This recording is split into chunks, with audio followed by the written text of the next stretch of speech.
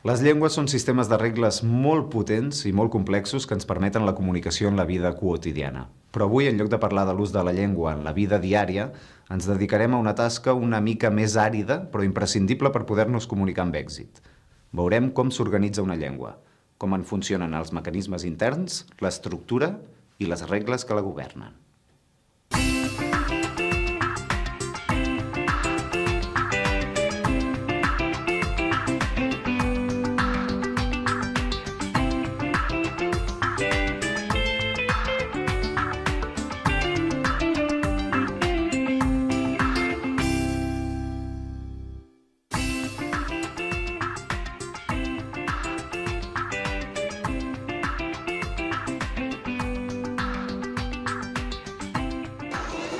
Benvinguts a la unitat d'avui.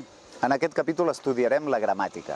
Ho farem en 5 blocs diferents. En el primer veurem els conceptes de llenguatge i de gramàtica. Després veurem les 4 parts de la gramàtica. La primera és la fonètica i la fonologia. Més endavant estudiarem les altres 3, la morfologia, la sintaxi i la semàntica. Però el millor que podem fer és començar parlant del llenguatge com a base de la comunicació humana i veure que la gramàtica ens és necessària per expressar amb precisió allò que volem dir. La facultat de comunicació pròpia dels éssers humans és el llenguatge.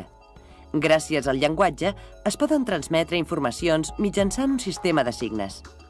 Si volem conèixer bé una llengua, hem d'aprendre 2 coses. En primer lloc, hem d'aprendre un lexicó. És a dir, hem d'aprendre paraules noves.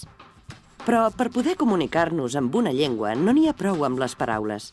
També hem de saber i conèixer una altra cosa. Hem de saber fer servir les regles gramaticals. Aquestes regles ens permetran fer combinacions amb el lèxic.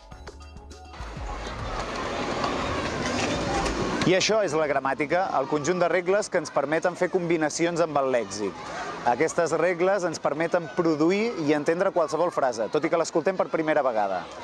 Una llista de mots aïllats no ens servirà per a res. En canvi, amb aquests mots i el coneixement de l'organització interna de la llengua ens en sortirem prou bé a l'hora de comunicar-nos.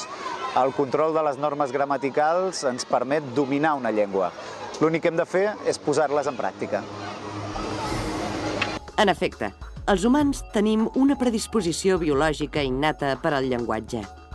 En el moment de néixer no sabem parlar, però sí que tenim la capacitat per fer-ho. Un infant, a mesura que creix, l'únic que haurà de fer és actualitzar les regles que ja té interioritzades. I les actualitzarà depenent del context lingüístic que li toqui viure. Aplicarà la capacitat de parlar que té per una llengua o per una altra. És a dir, la capacitat per al llenguatge és universal. En canvi, l'actualització dependrà del context lingüístic o el que és el mateix, de l'educació i de l'entorn en què ens toqui viure. Així, a mesura que creix, un nen va aprenent paraules noves i va aplicant les regles gramaticals. Cada vegada que aprèn un concepte nou, el nen no aprèn només una paraula nova. Gràcies a les regles interioritzades, el nen també aprèn a relacionar aquesta paraula nova amb altres conceptes ja apresos, amb altres elements de la frase, o fins i tot pot aprendre els canvis possibles que pot fer la paraula nova. I tot això ho fa gràcies a la gramàtica. Per això no ens hauria de sorprendre que els nens petits facin servir paraules que no han sentit mai i que de vegades les diguin malament. Simplement han aplicat les regles gramaticals. Per tant, aprendre una llengua implica 2 coses: aprendre paraules noves i dominar les normes formals que la regeixen. Ja hem vist, doncs, els conceptes de llengua i de gramàtica. Ara passarem a veure les diferents parts de la gramàtica, que són les següents. Estudi dels sons d'una llengua i de les relacions que s'estableixen entre si. Això és la fonologia i la fonètica. La primera part de la gramàtica la componen la fonètica i la fonologia, que són 2 branques de la lingüística relacionades amb l'estudi dels sons. 2 branques que estudiarem separadament. La fonètica se centra en l'estudi dels sons del llenguatge. Aquesta branca estudia com es produeixen els sons, com es classifiquen i quins sons corresponen a una llengua determinada. La fonètica intenta estudiar la gran quantitat de sons diferents que pot produir un ésser humà. Per fer-ho, es va crear l'alfabet fonètic internacional, l'AFI. Totes aquestes representacions que veieu a la pantalla pertanyen a l'alfabet fonètic internacional. Aquest alfabet es va crear l'any 1886 i descriu la majoria de sons de les llengües del món. A cada so se li assigna una notació fonètica diferent.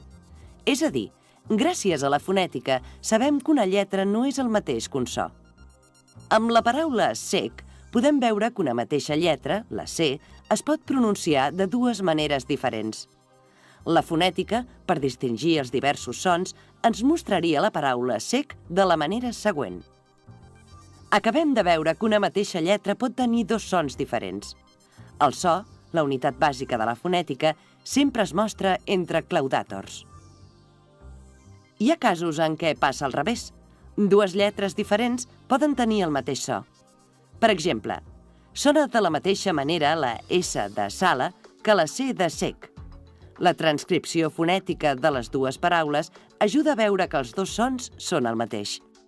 El so S, per tant, és el mateix en el cas de la C de sec i en el cas de la S de sala.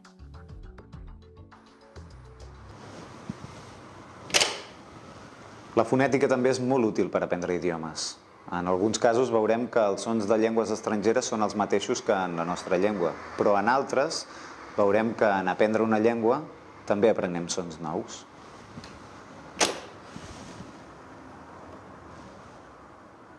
الله يبيضها وتخليها خليها بيضة إن شاء الله ويبقى العلام تاع الجزائر يرفرف وهو يرفرف. السلام عليكم.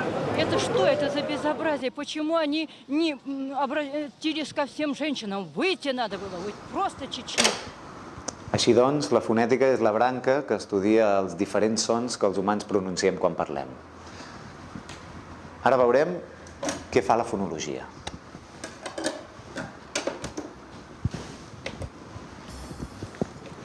La fonètica estudia els sons. En canvi, la fonologia estudia els fonemes. El fonema és la unitat mínima que ens permet percebre el contrast de significats. Per exemple, pes, bes, són mots amb significats diferents que es distingeixen només per un fonema, P i B. La millor manera de veure la diferència entre fonètica i fonologia és una altra vegada fent servir un exemple. Llet. Hi ha gent que pronuncia aquesta paraula dient llet. Altres la pronuncien dient llet. Pronunciant-la d'una manera o d'una altra, l'oient entén perfectament el significat de la paraula. Així doncs, són dos sons que corresponen a un mateix fonema que es pronuncia ella. Aquest n'és el símbol. La fonologia transcriu els fonemes entre barres inclinades.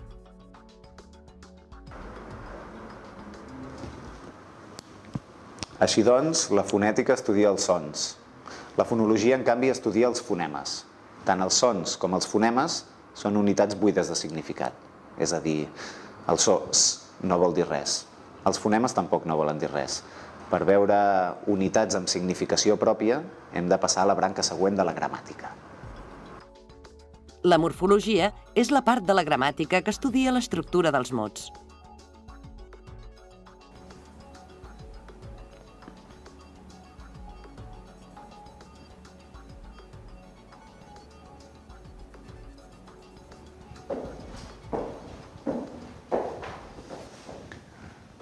La unitat gramatical mínima amb significat propi és el morfema. Els morfemes els estudia la morfologia.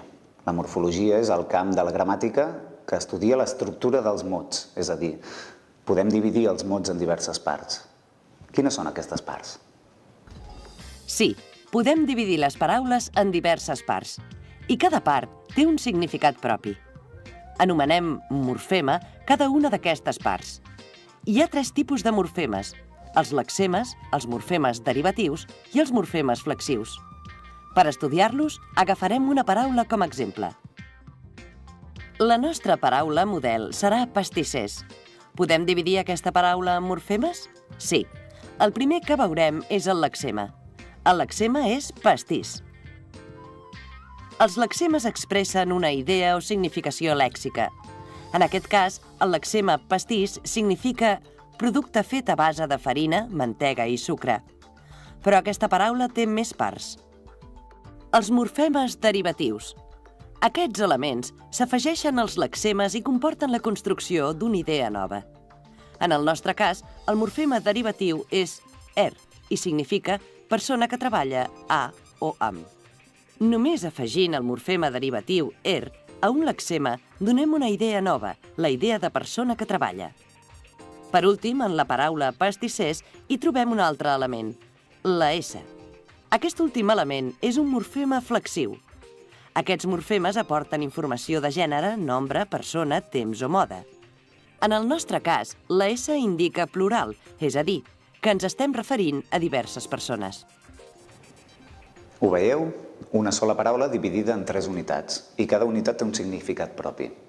Si canviem les unitats, canviarem el significat de la paraula. És el que farem a continuació.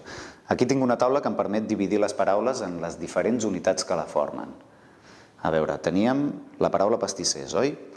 Doncs ara, només canviant el morfema flexiu, podem passar de pastissers a pastissera. Només canviant la S per la A, canviem el significat. Més ben dit, només canviant el morfema flexiu, canviem el significat.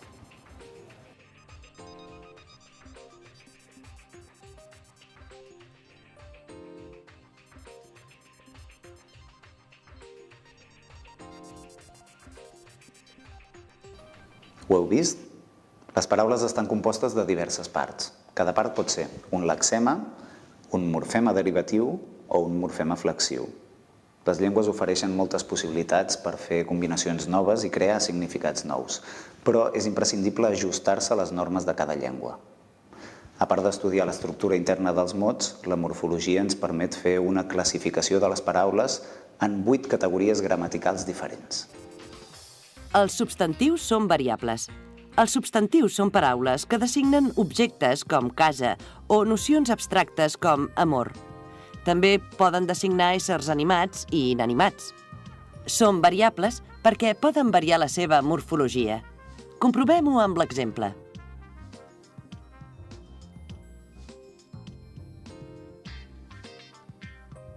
Els adjectius també són variables.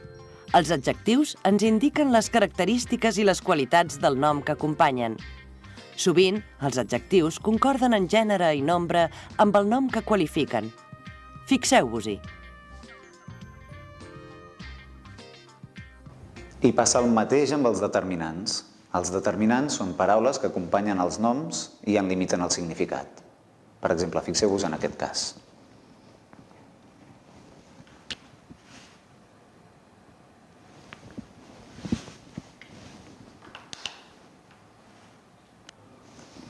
Ho veieu?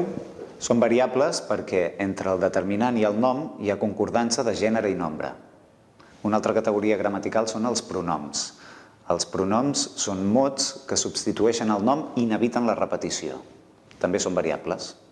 Fixeu-vos-hi.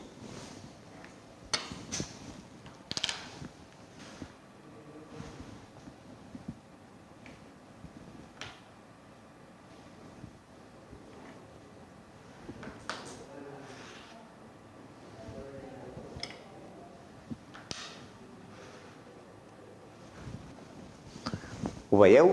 Els pronoms també són variables, però com que de determinants i de pronoms n'hi ha de diversos tipus, us hem preparat el quadre següent. Atenció.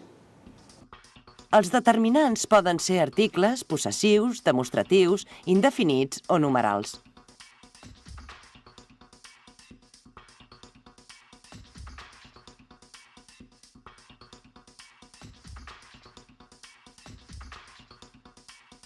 Pel que fa als pronoms, es classifiquen així.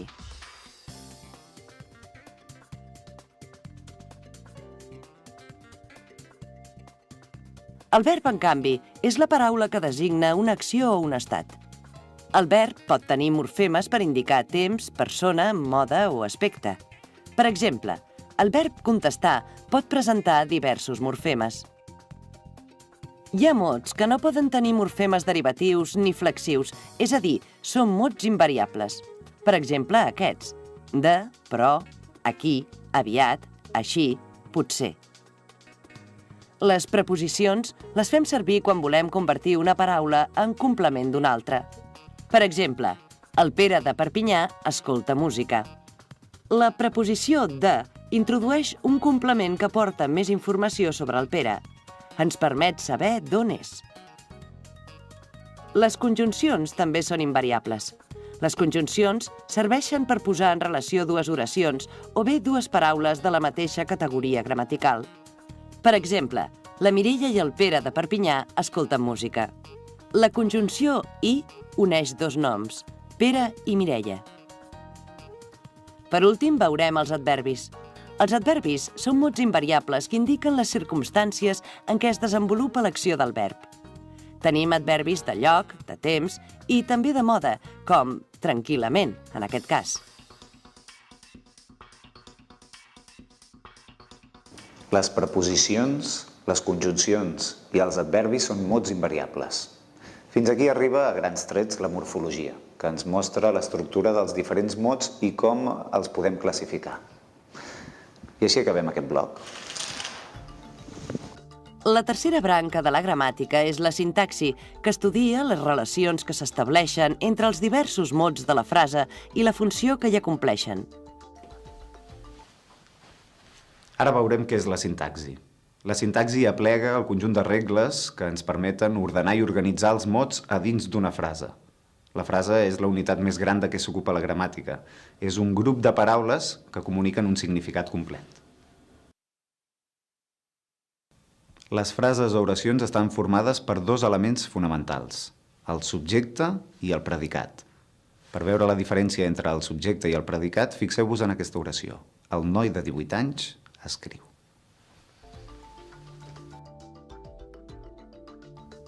El subjecte és la persona, l'animal o la cosa que fa l'acció. En el nostre exemple, qui escriu? El noi.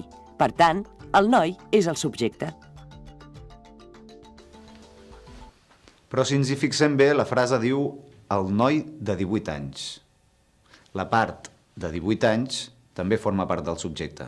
Normalment el subjecte està format per un conjunt de paraules que mantenen una cohesió al voltant d'un substantiu o nom.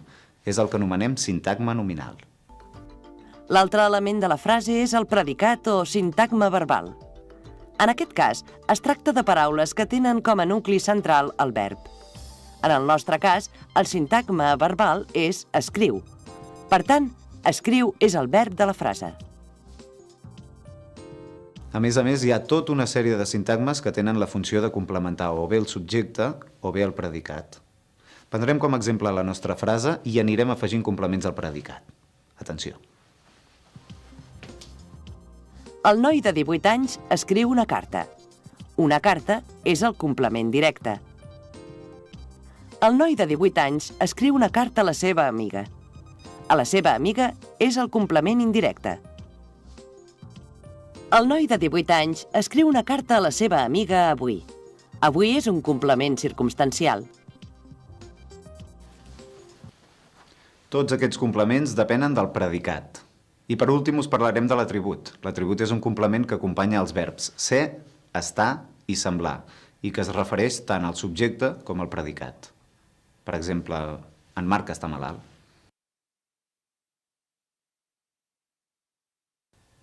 En aquest cas, malalt és el que anomenem atribut. De totes maneres, en tots aquests casos, la sintaxi fa servir un mètode per indicar les relacions que s'estableixen entre les paraules.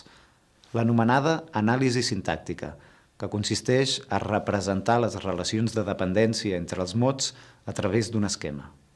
Atenció. L'anàlisi sintàctica fa evidents quines són les dependències que s'estableixen entre els sintagmes. La millor manera de presentar-les i demostrar quin element és el principal i quin depèn d'un altre és fent servir aquest esquema. D'aquesta manera es veuen clarament les dependències entre les paraules.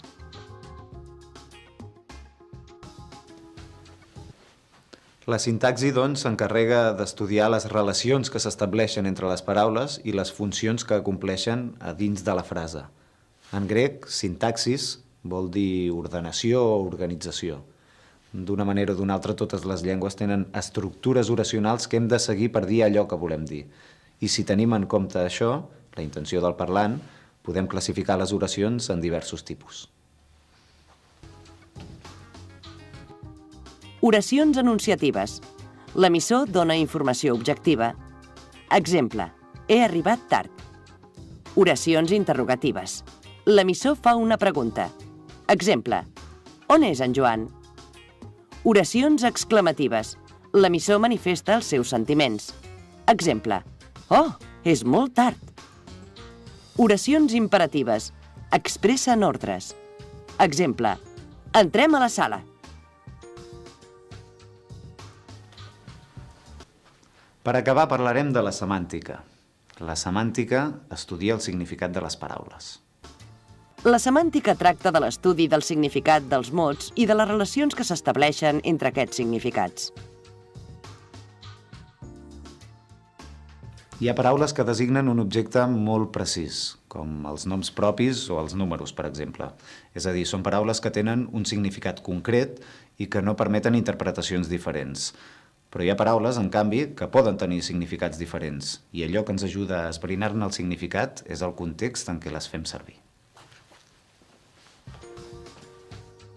Les paraules polisèmiques són aquelles paraules que tenen més d'un significat. Per exemple, el mot banc és polisèmic perquè pot tenir diversos significats. Hi ha altres relacions de significat entre els mots. Ens referim als sinònims i als antònims. Els mots sinònims són aquells mots que tenen un significat semblant i que fins i tot poden ser intercanviats. Els antònims, en canvi, són aquells mots que tenen significats oposats o contraris. Bé, fins aquí arriba el capítol d'avui. Hem parlat de les grans regles del joc de la llengua. Hem de fer servir aquestes regles per parlar o escriure i que els altres ens entenguin. Però, malgrat tot, recordeu que la finalitat de qualsevol llengua és ser usada en la vida diària. Amb la llengua manifestem les nostres opinions i provoquem reaccions a qui ens escolta. Fins aviat.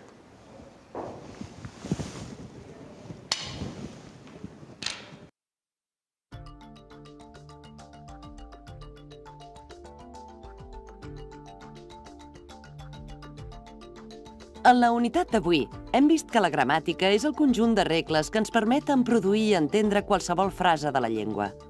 Atenció! Digueu si és certa o falsa la frase següent.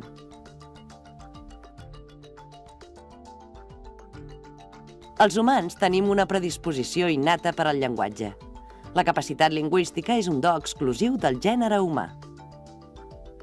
En aquest gràfic hi falten dues de les branques de la gramàtica. Sabríeu afegir-hi les que falten? Exactament! La sintaxi i la semàntica també són branques de la gramàtica. Aquestes representacions que veieu són l'alfabet fonètic internacional i descriuen els sons que els humans podem produir. Recordeu quina disciplina estudia els sons? La resposta correcta és la fonètica.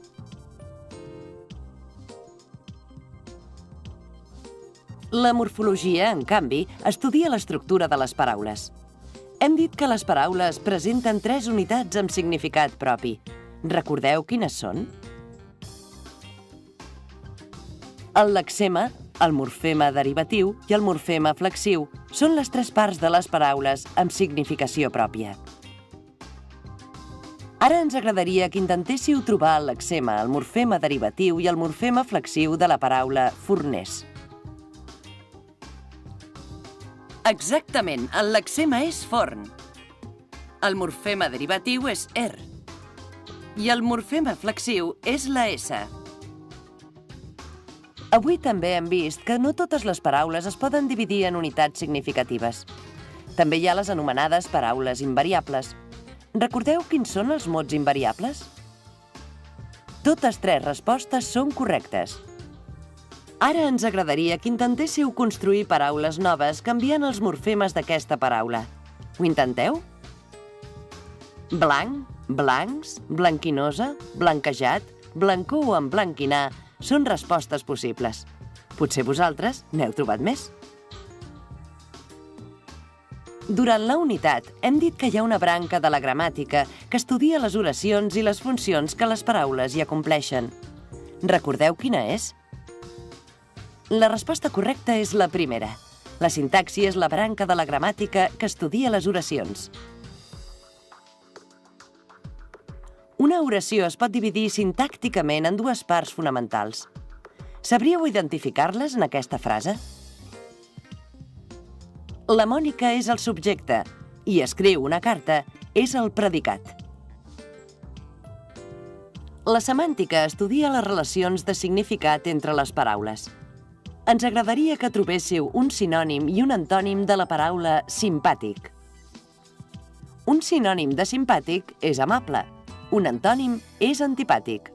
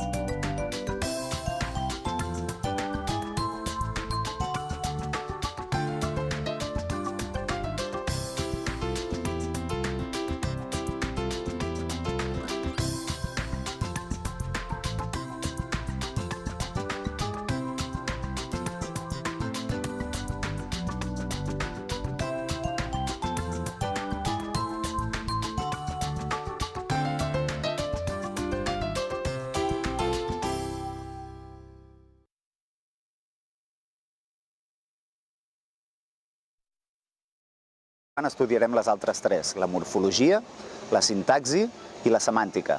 Però el millor que podem fer és començar parlant del llenguatge com a base de la comunicació humana i veure que la gramàtica ens és necessària per expressar amb precisió allò que volem dir. La facultat de comunicació pròpia dels éssers humans és el llenguatge. Gràcies al llenguatge es poden transmetre informacions mitjançant un sistema de signes.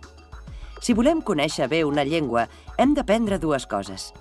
En primer lloc, hem d'aprendre un lexicó. És a dir, hem d'aprendre paraules. Les llengües són sistemes de regles molt potents i molt complexos que ens permeten la comunicació en la vida quotidiana. Però avui, en lloc de parlar de l'ús de la llengua en la vida diària, ens dedicarem a una tasca una mica més àrida, però imprescindible per poder-nos comunicar amb èxit. Veurem com s'organitza una llengua, com en funcionen els mecanismes interns, l'estructura i les regles que la governen.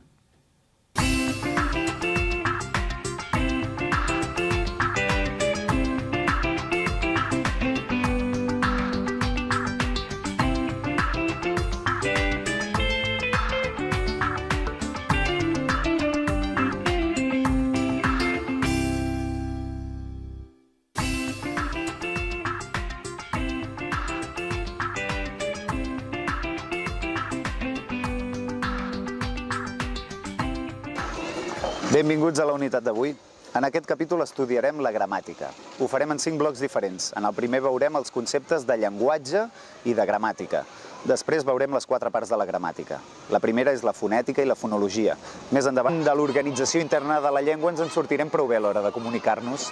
El control de les normes gramaticals ens permet dominar una llengua. L'únic que hem de fer és posar-les en pràctica. En efecte, els humans tenim una predisposició biològica innata per al llenguatge. En el moment de néixer no sabem parlar, però sí que tenim la capacitat per fer-ho. Un infant, a mesura que creix, l'únic que haurà de fer és actualitzar les regles que ja té interioritzades. I les actualitzarà depenent del context lingüístic que li toqui viure, noves. Però per poder comunicar-nos amb una llengua no n'hi ha prou amb les paraules. També hem de saber i conèixer una altra cosa.